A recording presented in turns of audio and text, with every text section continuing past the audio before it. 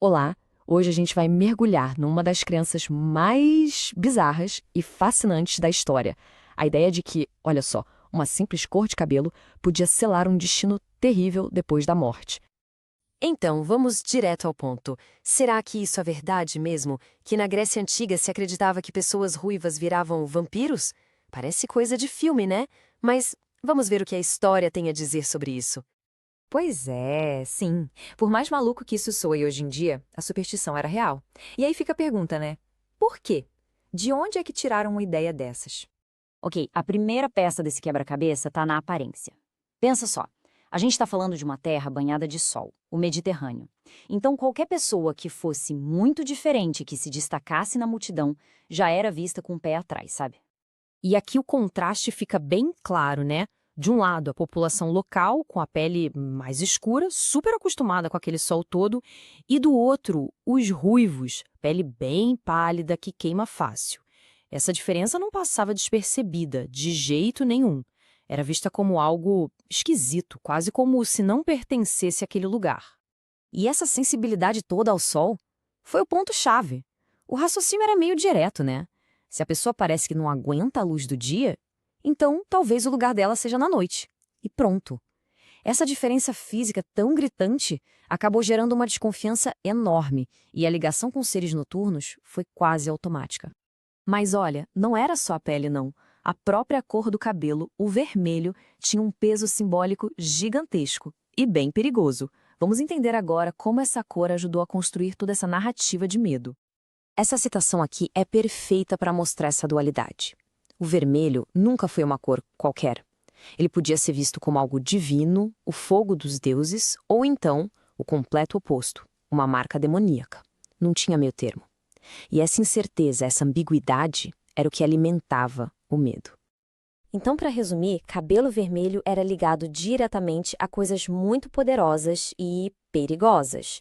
Pensa bem, sangue, que é vida, mas também é morte violenta. Fogo, que tanto cria quanto destrói. Toda essa carga simbólica acabou transformando uma característica física num verdadeiro sinal de alerta, de perigo. Ok, então a gente já tem a desconfiança por causa da aparência e todo o simbolismo perigoso da cor. Faltava o quê? Faltava um monstro para dar cara a esse medo todo.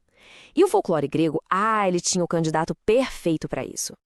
E o nome desse monstro era Vricolakas. É um pouco diferente do vampiro que a gente imagina hoje, sabe? O Vricolakas era basicamente um cadáver que voltava à vida, saía do túmulo para assombrar os vivos. Era um morto-vivo grego, o corpo que simplesmente não encontrava paz. Tá, mas como alguém sabia que uma pessoa podia virar um Vricolakas? Bom, existiam alguns sinais. Por exemplo, se a pessoa teve uma vida meio errada, digamos, ou se não foi enterrada do jeito certo. Mas o sinal mais óbvio, o mais visível e que mais dava medo era, adivinha? Ter cabelo ruivo. E o medo era tão grande, tão real, que as pessoas partiam para medidas drásticas, faziam rituais bem específicos nos corpos dos ruivos que morriam. Em casos mais extremos, a solução era cremar. Era a única forma de ter certeza absoluta de que aquele corpo não ia se levantar de novo, acabando com qualquer chance dele voltar como um Vricolakas. E olha, seria um erro enorme achar que essa desconfiança com os ruivos ficou só lá na Grécia Antiga. Na verdade, essa história se espalhou, atravessou culturas e muitos, mas muitos séculos. Vamos dar uma olhada rápida nessa linha do tempo. Lá no Egito Antigo, ser ruivo já era considerado sinal de azar. Depois, na Grécia, a gente já viu futuros vampiros. E aí, pulando para a Idade Média, a coisa ficou ainda pior. A desconfiança mudou de foco e o cabelo ruivo passou a ser associado a Judas, o traidor de Cristo, e, claro, a bruxaria. E isso, infelizmente, levou a perseguições horríveis. No fim das contas, a gente chega na raiz de tudo isso. Tudo, absolutamente tudo, começou com uma característica física rara, uma diferença que as pessoas podiam ver. E essa diferença, quando passou pelo filtro do medo, da ignorância, da superstição, acabou criando um mito gigantesco que durou séculos. Um mito sobre monstros e gente amaldiçoada. E isso tudo nos deixa com uma reflexão, né? A história dos ruivos é um exemplo muito forte, mas com certeza não é o único. Então fica a pergunta para a gente pensar. Quantas outras crenças, quantos outros preconceitos que existem por aí não nasceram exatamente da mesma coisa? Do simples medo daquilo que a gente não entende, daquilo que é diferente.